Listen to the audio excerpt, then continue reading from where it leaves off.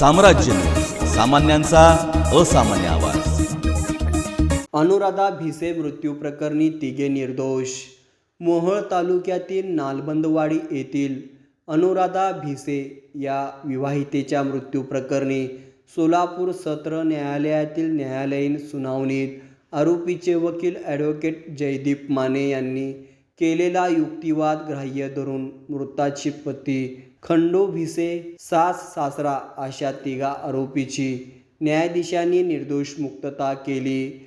घर बांधण्यासाठी माहेरकडून पैसे आणण्यासाठी सासरच्या मंडळींनी संगतमताने केलेल्या छळास कंटाळून अनुराधा भिसे हिने 16 ऑगस्ट 2018 रोजी अंगावर रॉकेल ओतून पेटवून घेऊन आत्महत्या केल्याची फिर्याद परशुराम रायबान राहणार माडा या भावाने दाखल केली होती।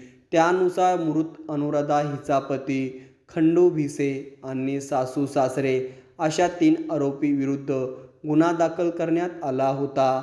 या गुन्ह्याचा तपास पूर्ण करून पोलिसांनी तिन्ही आरोपी विरुद्ध न्यायालयात दोषारोपपत्र सादर केले होते। या खटल्याची सुनावणी येथील सत्र न्यायालयात झाली। या सुनावणीत पती आणि सासू सासरे या तिघांच्या जाचहाटाला कंटाळून अनुराधा भिसे या विवाहितेने पेटवून घेऊन आत्महत्या केल्याचे सरकार पक्षाचे म्हणणे होते। या खटल्याच्या सुनावणीदरम्यान अनुराधा हिचा मृत्यू अपघाती आहे, स्वयंपाक करत असताना स्टोव्हचा भडका होऊन ती पेटली, असे तिने दवाखान्यात दिलेल्या मृत्यूपूर्व जबाब स्पष्टपणे सांगितलंय। परंतु संशयावरून तिच्या भावाने आरोपींना या खटल्यात गुंतवलं आहे।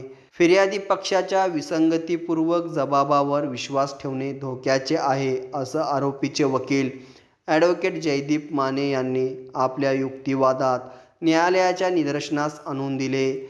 या खटल्यात आरोपीतर्फे ॲडव्होकेट जयदीप माने, ॲडव्होकेट प्रणित जाधव, ॲडव्होकेट वीरभद्र दासी यांनी तर सरकारतर्फे ॲडव्होकेट आनंद कुरुडकर यांनी काम पाहिले।